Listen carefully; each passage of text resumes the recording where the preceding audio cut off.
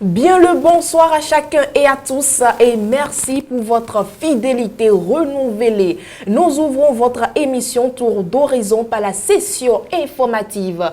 Les Béninois sont allés aux urnes ce 8 janvier 2023 pour élire les députés de la 9e législature. Dans l'ensemble, le scrutin s'est bien déroulé. Seulement, des tentatives de fraude ont été enregistrées et les auteurs interpellés. Plus de précisions dans ce élément.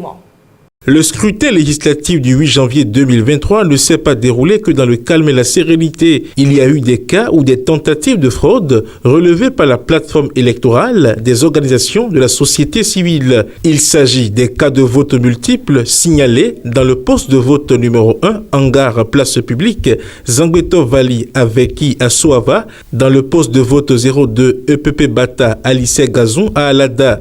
Par ailleurs, il y a eu des interpellations de personnes soupçonnées de fraude. Un chauffeur proche d'un député et dans les mailles des autorités judiciaires rapporte le potentiel.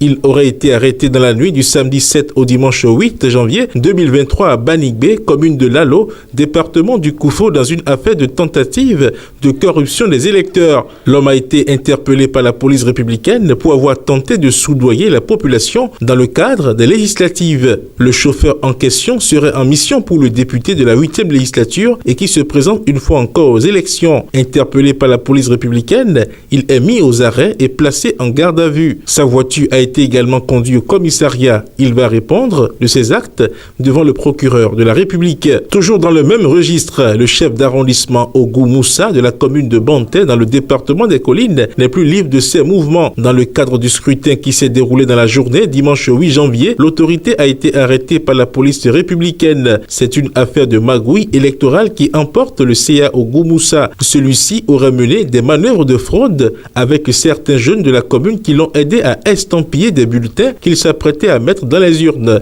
L'homme a été arrêté et placé en garde à vue au commissariat de Banté pour vote parallèle et bourrage d'urnes, informe le potentiel. Des soupçons de corruption en période électorale planent également sur le chef d'arrondissement de Tchaourou, Alain Yabi. Pendant que les citoyens béninois de la localité se rendaient dans les urnes pour accomplir leur devoir civique, il aurait tenté de continuer la campagne électorale. Il aurait été surpris en pleine campagne porte-à-porte à quelques heures du démarrage du scrutin. Interpellé par la police républicaine de la localité, il est placé en garde à vue au commissariat central de Tchaourou. Alain Yabi sera donc présenté au procureur de la République selon le web média Le Potentiel. Parlant toujours de personnes soupçonnées de fraude électorale, il faut préciser qu'un ex-chef d'arrondissement a été arrêté dans la commune de Matéri. Il s'agit d'un ancien CA de l'arrondissement de Tagueta selon les informations de Libre Express. Il aurait été interpellé par la police républicaine pour multiples votes au cours du scrutin. Ce dernier va devoir répondre de ses actes de tentative de fraude devant les autorités compétentes.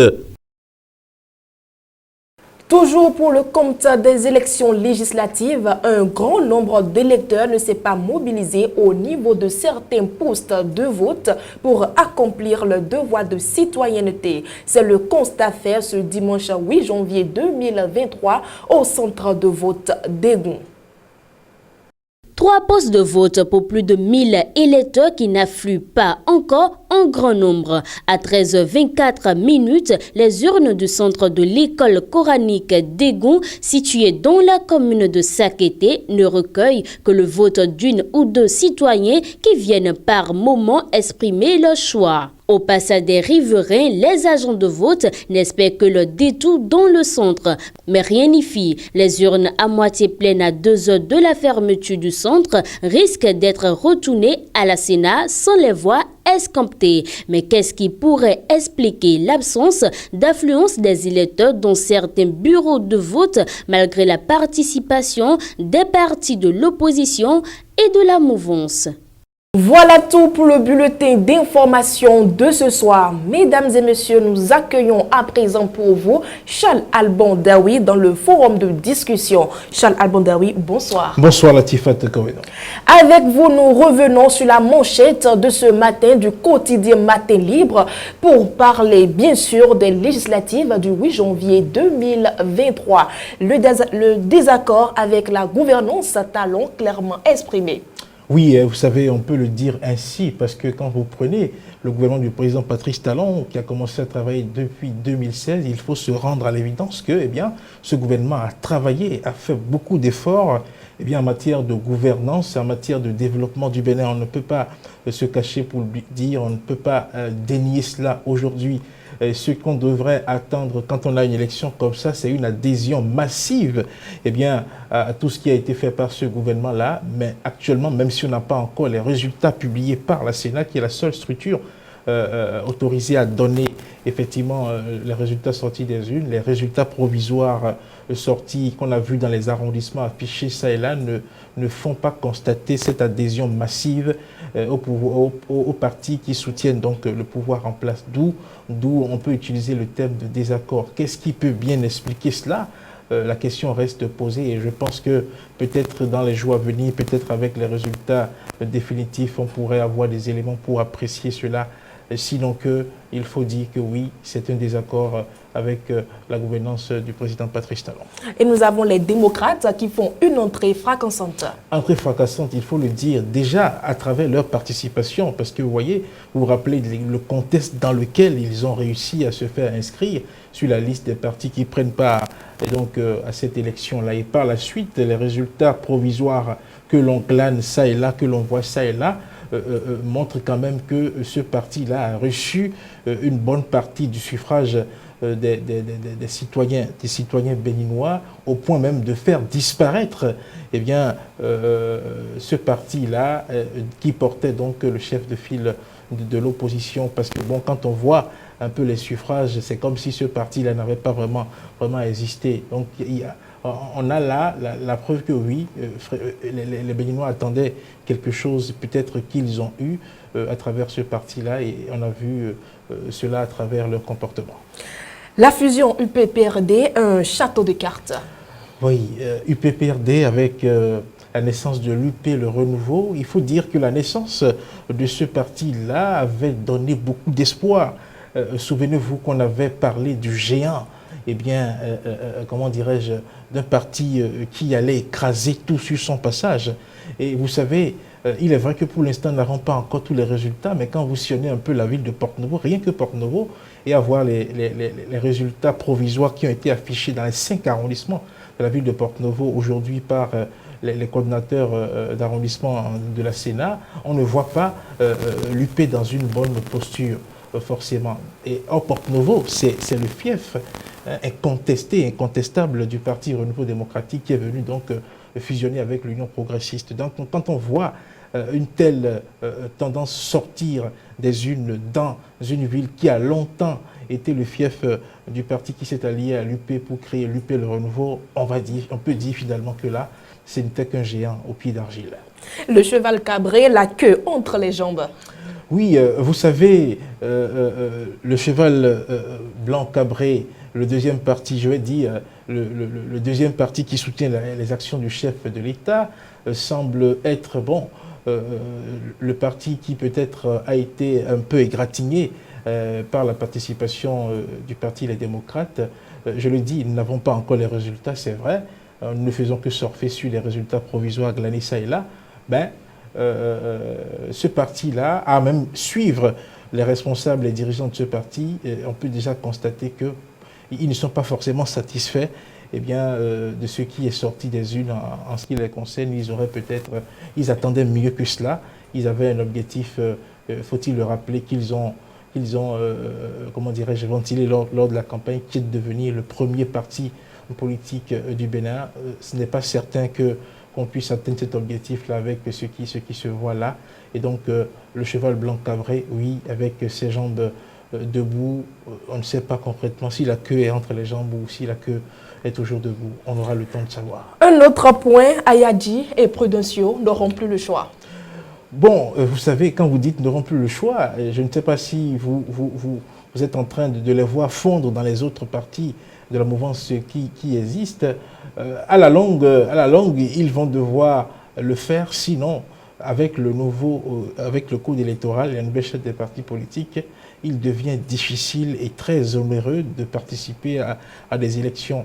Et quand vous prenez ces partis politiques-là qui disent aimer les jeunes, qui disent aimer les femmes, qui disent exister pour cette couche de la société-là, s'il faut investir chaque 4 ans près de 200, 300 millions dans une élection et ne pouvoir rien en tirer concrètement, je pense qu'il serait plus raisonnable pour ces partis-là vraiment de se ranger du côté de ceux qui ont un certain ancrage sur l'échiquier politique national et qu'ils utilisent ces fonds-là pour peut-être servir la jeunesse, pour peut-être servir les femmes, pour peut-être être utile autrement à ces différentes couches de la société, au lieu d'investir tout le temps ces sous-là dans le champ politique sans pouvoir récolter quelque chose forcément. Donc, par la suite, il serait beaucoup sage que ces partis-là peut-être se rangent dans l'un des blocs ou des 2 blocs qui existent ou des blocs qui vont se former par la suite. Le chef de file de l'opposition et sa FCBE transparent. Alors, dis donc, vous le dites comme ça parce que voilà, et bien avant même qu'on aille aux élections, bien avant même qu'on aille au vote hier, on a pu constater que pendant la campagne, le chef de l'office de l'opposition a pratiquement disparu. Il a été difficile de sentir ce parti-là faire campagne, si ce n'est leur présence à travers la campagne médiatique organisée par la Haute Autorité de l'Audiovisuel et de la Communication qui a donné la parole à tous les partis politiques. S'il n'y avait peut-être pas cette organisation-là, on n'aurait pas vraiment senti ce parti-là. Effectivement, ils ont été transparents, on a pu voir les choses à travers eux. Et je dis, quand les résultats vont sortir, définitivement vont sortir, on aura peut-être l'occasion de constater que oui, eh ben, ceux qui considéraient ces partis-là comme étant des partis qui n'ont pas vraiment d'ancrage, ou du moins des partis qui singeaient l'opposition, auront peut-être raison de le dire.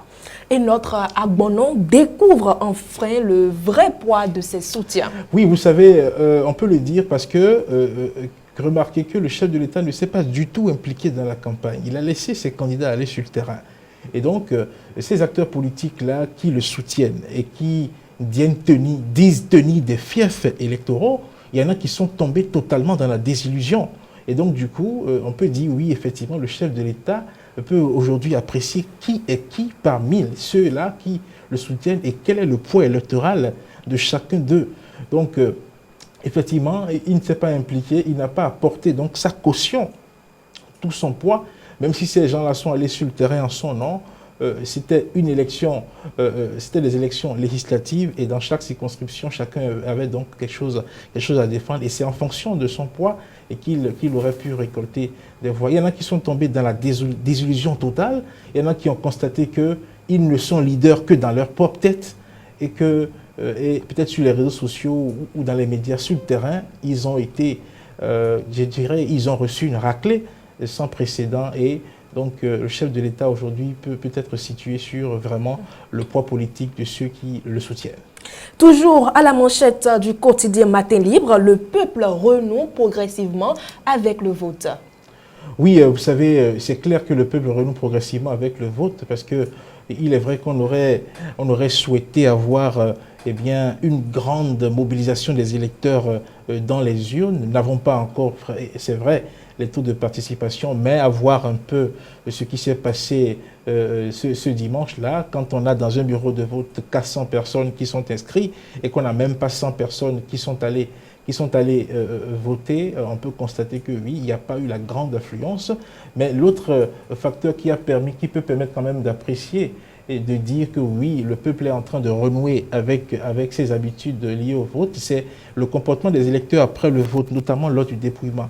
Dans les centres de vote, il y avait du monde. Il y avait des gens qui étaient venus surveiller, qui étaient venus apprécier eh bien, le résultat sorti des urnes. Par le passé, ça n'existait pas. Vous savez, depuis 2019, où nous avons eu ces élections-là qualifiées de match amical entre le BR et l'UP, nous n'avons plus jamais assisté vraiment à des élections où des gens attendent de voir qu'est-ce qui sort des urnes. Donc oui, le peuple est en train de renouer avec ses habitudes liées au vote, avec cette chaleur-là qu'on a l'habitude de remarquer donc après les élections. En dépit de quelques couacs, bravo à l'organisation.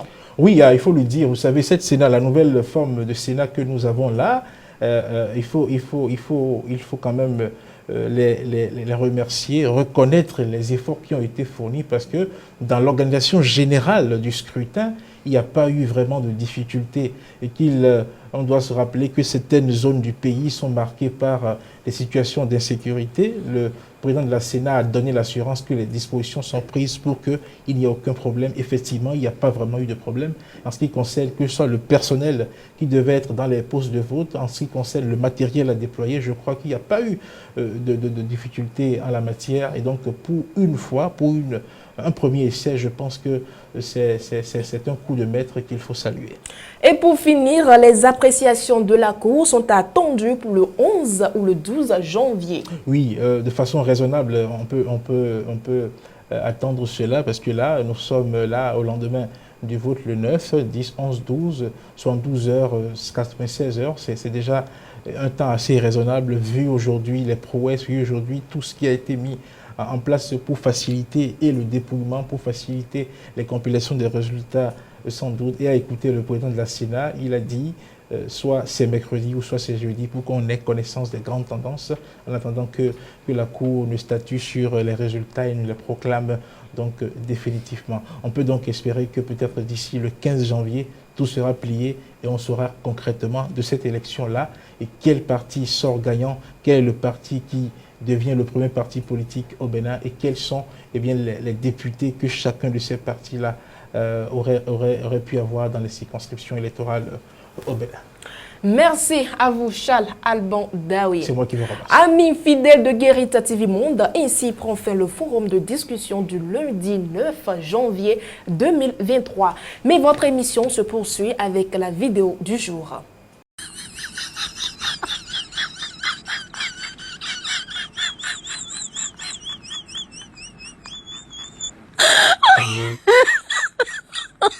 Oh my God. Quand vous remplacez la question « Pourquoi ça m'arrive » par « Qu'est-ce que cela m'apprend ?» tout change. Mesdames et messieurs, ainsi prend fin ce numéro de votre émission Tour d'Horizon. Merci de votre attention.